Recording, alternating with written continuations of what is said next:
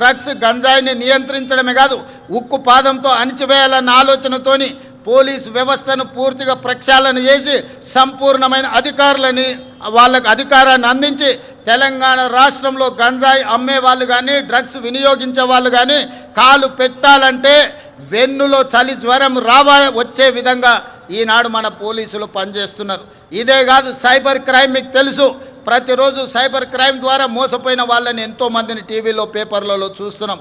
ఈరోజు సైబర్ క్రైమ్లో నష్టపోయిన వాళ్ళను కోట్లాది రూపాయలను రికవరీ చేయడమే కాకుండా దేశంలో అత్యంత పకడ్బందీ సైబర్ క్రైమ్ను నియంత్రించే వ్యవస్థ ఈనాడు తెలంగాణ రాష్ట్ర పోలీసులు నిర్వహిస్తున్నందుకు వాళ్ళని అభినందించడమే కాదు, ఇంత గొప్పగా మనం శాంతి భద్రతలను కాపాడుతున్నామని తెలియజేయడానికి నేను గర్వపడుతున్నాను, నేను ఆనందిస్తున్నాను మిత్రులారా. అదేవిధంగా మిత్రులారా, తెలంగాణ రాష్ట్ర ప్రభుత్వంలో ఈ మధ్య కాలంలోనే భారత్ సమ్మిట్ను మనం నిర్వహించుకోవడం జరిగింది.